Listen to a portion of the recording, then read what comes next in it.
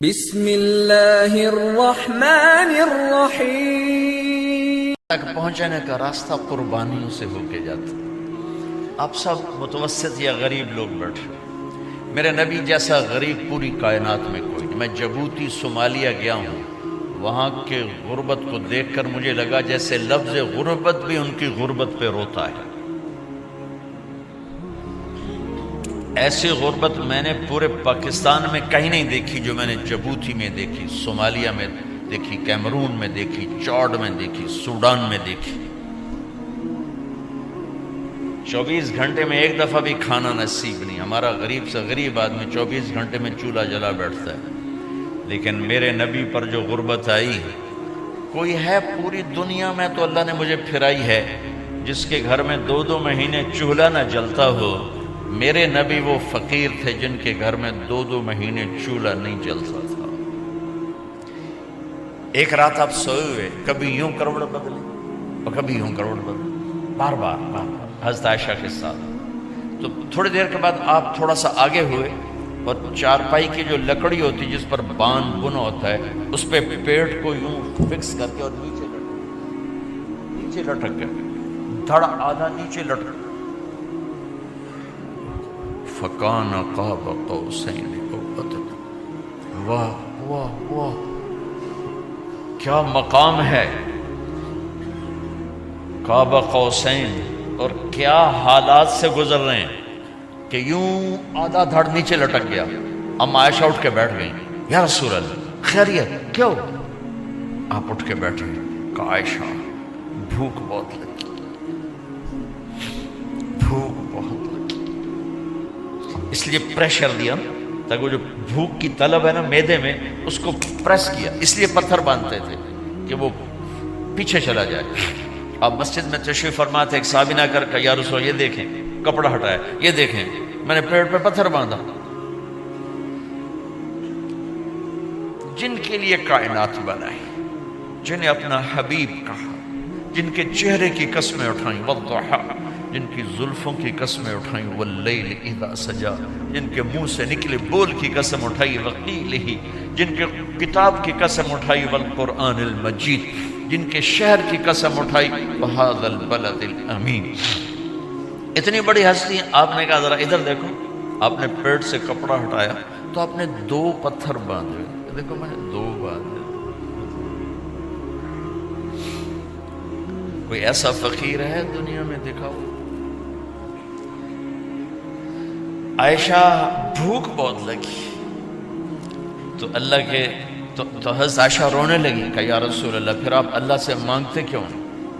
عائشہ نہیں مانگوں گا، اسی بھوک میں اللہ سے ملاقات نہیں مانگوں.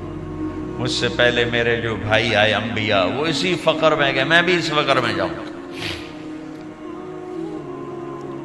اپنے گھر میں یہ دکھ رکھا، اپنی اولاد کے ذبح ہونے کو قبول کیا تاکہ آئندہ آنے والی امت کا غریب طبقہ گلہ نہ کرے، شکوہ نہ کرے، حرام راستوں پہ نہ جائے، غلط راستوں پہ نہ جائے، اور مالدار فخر نہ کرے میں کوئی بڑا آدمی بن گیا ہوں، میری اتنی بڑی فیکٹری بن گئی ہے، میری اتنی بڑی کمائی ہو گئی ہے. یہ نہ یہ بڑائی کی چیز ہے نہ وہ چھوٹائی کی چیز ہے. جس سے اللہ راضی ہے وہ بڑا ہے، جس سے اللہ ناراض ہے وہ چھوٹا ہے، چاہے غریب ہے چاہے مالدار ہے.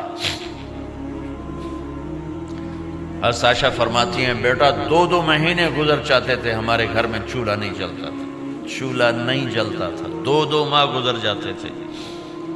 ایک دفعہ باغ میں تشریف لے گئے، عبداللہ بن عمر آپ کے ساتھ ہیں، صبح کا وقت ہے تو اب کھجوریں گری پڑی، جو ملک نہیں ہوتی نا، کسی کوے نے ٹھونگ ماری، کسی طوطے نے اس کو ایسے ہی وہ اس کو ٹک دیا اپنی اس کے ساتھ چونچ کے ساتھ، تو وہ گر پڑی. اب اٹھا کے صاف کر کے کھا رہے تھے اور عبداللہ سے کہہ رہے تھے عبداللہ تو نہیں کھاتا؟ انہوں نے کہا جی مجھے بھوک نہیں ہے. آپ نے کہا عبداللہ مجھے بھوک ہے، آج 4تھا دن ہے میں نے کچھ نہیں کھایا. تمہیں کوئی ہے جس کے ہاں 4 دن فاقہ چلتا ہو؟ آج 4تھا دن ہے میں نے کچھ نہیں کھایا. ہمارے دسترخوان پہ کتنا کھانا اٹھا کے کوڑے کے ڈھیر میں جایا جاتا ہے. آج 4 دن گزر چکے ہیں میں نے کچھ نہیں کھایا. ہذہ صبح رابعۃ ما ذقت شیئا، آج 4تھی صبح میرے اوپر طلوع ہوئی ہے، ایک لقمہ نہیں کھایا. آپ مسجد میں بیٹھے تھے، کعب بن عجرہ آئے تو آپ کو دیکھ کر ایسے کہنے لگے یا رسول اللہ ما لی اراک متغیر اللون، یا رسول اللہ آپ کا چاند سا چہرہ چمکتا آج مرجھایا ہوا کیوں نظر آ رہا ہے؟ تو آپ نے یوں دیکھ اپنے پیٹ پہ یوں انگلی رکھ کر کہا ما دخل جوفی ما يدخل جوف ذاتک منذ 3. کہا آج 3 دن گزر چکے ہیں، پیٹ میں ایک روٹی کا ذرہ داخل نہیں ہوا، ذرہ، لقمہ نہیں، ذرہ، روٹی کا ایک ذرہ پیٹ میں داخل نہیں ہوا.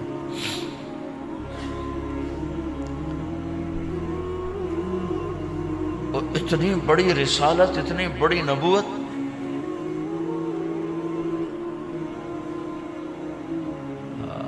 اپنی امت کے غریبوں کی تسلی کے لیے اور اپنی امت کے مالداروں کو سبق دینے کے لیے کہ اللہ رزق دے تو اپنی حیثیت نہ بھولو، اور اللہ نہ دے تو اپنے حبیب کی قربانی نہ بھولو. انہوں نے تو جان بوجھ کے یہ کیا، جان بوجھ کے، یہ نہیں کہ آپ کو کوئی تنگی اللہ کی طرف سے، جان بوجھ کے. اور سارے گھر کا یہ حال ہے. بس فاطمہ رضی اللہ تعالیٰ عنہ سے ملنے گئے، کہا بیٹے میں اندر آ جاؤں، میرے ساتھ عمران بھی ہیں، ایک صحابی تھے عرب سردار، میرے ساتھ عمران بھی ہیں. کہا ابا جان میرے گھر میں اتنی چادر نہیں کہ اپنے آپ کو چھپا سکوں، پردہ کرنے کے لیے میرے پاس چادر کوئی نہیں. تو آپ نے اپنی چادر اندر دے دی، کیسے پردہ کرنا، تو لپیٹ لی. اب اندر آئے تو آپ نے پوچھا میں نے سنا تھا تو بیمار ہے، میں تیرا حال پوچھنے آیا ہوں. تو باپ کو دیکھ کے آنسو نکل آئے کہ یا رسول اللہ بیماری بھی ہے اور بھوک بھی ہے، دونوں ہی ہیں، صرف بیماری نہیں بھوک بھی ہے. بڑے بڑے مصیبتوں سے لڑ جانے والے ماتھے پہ کبھی بل نہ آیا. بیٹی کے آنسوں نے پگھلا بھی دیا اور رلا بھی دیا. آپ بھی رو پڑے، آپ بھی رو پڑے. پھر کہا میری بیٹی نہ رو، والذی بعث اباک بالحق ما ذقت من 3 ایام طواقا، آج 3 دن ہے میں نے ایک لقمہ نہیں کھایا میں تیرے ساتھ. اور میری بیٹی میں تمہیں بتاؤں، میرے رب نے مجھے کہا تھا میرے حبیب اگر آپ چاہیں تو احد پہاڑ سونا بنا دو. 10 میل لمبا چوڑا ہے احد پہاڑ، 10 میل. میں احد پہاڑ سونا بنا دوں آپ کی خدمت میں پیش کروں؟ تو میں نے کہا نہیں یا اللہ مجھے نہیں چاہیے، میں ایک دن بھوکا رہوں گا، ایک دن کھانا کھاؤں گا. پھر فرمایا بیٹی کیا تجھے یہ عزت کافی نہیں ہے کہ اللہ نے تجھے جنت کی عورتوں کا سردار بنا دیا؟ یہ سرداری سونے چاندی میں تل کے نہیں ملی. ہوئے ہوئے ہوئے قربان جاؤں. بھائیو آپ سب ماشاءاللہ نوجوان نظر آ رہے ہو، تھوڑا وقت نکال کے اگر آپ پڑھے ہوئے ہو اپنے نبی کی زندگی پڑھا کرو، اپنے نبی کی زندگی پڑھا کرو، بڑا ایمان بھی بنے گا، حوصلہ بھی ملے. آپ حسن حسین کو کہتے تھے میری آنکھوں کی ٹھنڈک، میرے جگر کے ٹکڑے، میرے سینے کی ٹھنڈک، میرے لاڈلے، جنت کے چاند، جنت کے سردار، میرے 2 پھول. یہ سارے الفاظ حسن حسین کے لیے ہیں. اور ان کے بھوک کی وجہ سے رونے کی آواز سنتے تھے اور تڑپتے تھے، لیکن روٹی نہیں مانگی ان کے لیے، روٹی نہیں مانگی. کہ اپنی امت کے غریبوں کو تسلی دینی تھی کہ اگر میں فقیر بن کے جا رہا ہوں تو تمہارے اوپر بھی امتحان ہے، چند دن برداشت کرو. آپ نے فرمایا سب سے پہلے میں جنت میں داخل ہوں گا. سارے نبیوں پر جنت حرام ہے جب تک میں نہ چلا جاؤں، اور ساری امتوں پر جنت حرام ہے جب تک میری امت نہ چلی جائے. سب سے پہلے میں جنت میں داخل ہوں گا. وما یا فقراء المؤمنین، اور میرے ساتھ میری امت کے غریب لوگوں کی، میرے ساتھ میری امت کے غریب لوگ میرے ساتھ پہلے داخل ہوں گے. حضرت فاطمہ کے گھر میں فاقہ حد سے بڑھ گیا تو حضرت علی نے فرمایا کہ جاؤ اللہ کے نبی سے کچھ تو مانگ کے آؤ، کچھ تو پیٹ میں جائے. زندگی میں کبھی ایسا موقع نہیں آیا. یہ ایک دفعہ اتنا فاقہ آیا کہ حضرت علی جیسی ہستی نے بھی کہا جاؤ. تو آپ تشریف لائیں اور دروازے پہ دستک دی تو اتنا پیار تھا. جب حضرت فاطمہ گھر میں داخل ہوتی، اللہ نے ہمیں اولاد کے ساتھ کیا سلوک کرنا ہے اللہ نے ہمیں اپنے نبی سے یہ بھی سکھایا.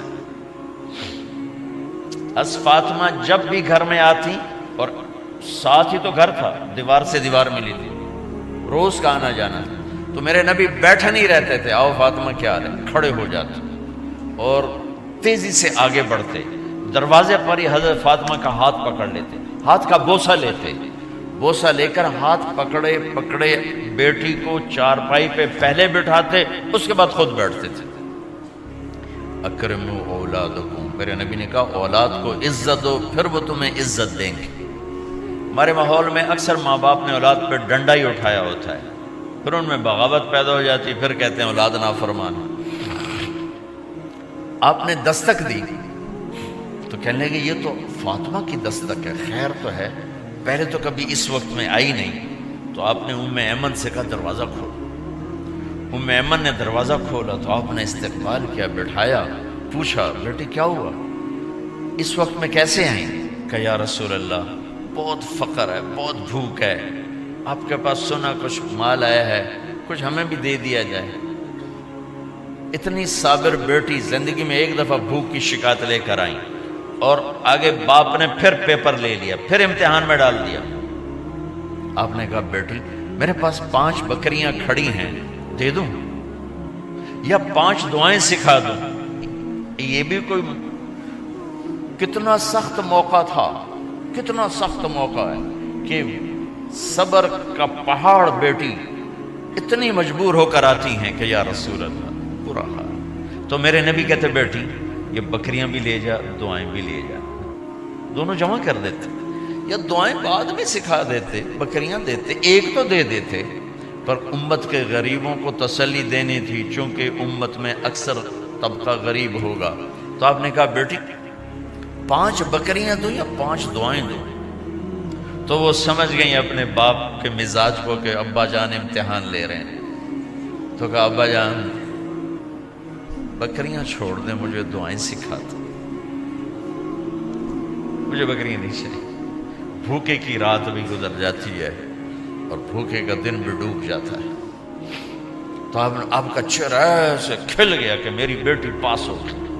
کہا بیٹی آپ تم دعا میں یہ کہا کرو یا اول الاولین یا آخر الاخرین یا ذا القوة المتین یا راحم المساکین یا ارحم الراحمین.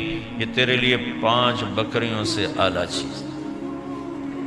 اب گھر واپس گئیں خالی ہاتھ. حضرت علی نے فرمایا تو کچھ بھی نہیں لائی؟ کہا نہیں لائی ہوں، بہت کچھ لائی ہوں. کہا کیا؟ کہا میں دنیا لینے گئی تھی، آخرت لے کے آ گئی. ذهبت للدنیا وجئت بالآخرہ.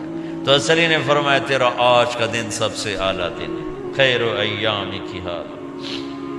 داماد کا امتحان لے لیا، حضرت علی کو بلا لیا. علی 5000 بکریاں دوں کہ 5 دعائیں دوں؟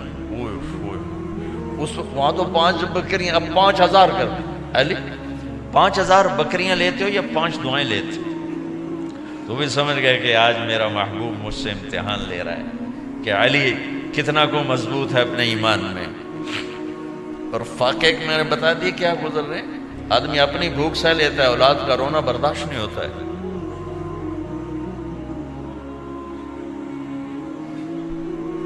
علی 5 دعائیں دوں کہ 5000 بکریاں؟ حضرت علی نے عرض کی یا رسول اللہ دعائیں سکھا دیں، بکریاں نہیں چاہیے. میرا نبی کا چہرہ کھل گیا کہ میرا داماد بھی پاس ہو گیا.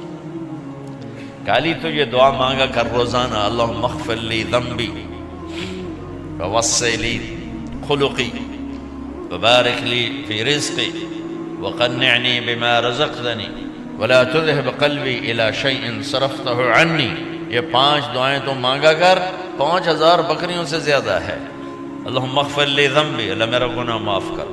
وسع لی خلقی، میرے اخلاق عالی شان کر. بارک لی فی رزقی، میرے رزق میں برکت دے. قنعنی بما رزقتنی، مجھے لالچ سے نکال دے. مجھے لالچی نہ بنا، مجھے حریص نہ بنا۔ ولا تذهب قلبی الی شیء صرفته عنی، جو تو نے مجھے دیا نہیں اس کی میرے اندر سے طلب بھی ختم کر دے، مجھے اس کا طلبگار بھی نہ بنا کہ یہ 5000 بکریوں سے زیادہ ہے۔ میں نے تھوڑا سا اپنے نبی کے گھر کا نقشہ آپ کو بتایا ہے کہ یہ چند دن صبر کی دنیا ہے، اللہ راضی ہو گیا تو موت سب سے خوبصورت پیغام۔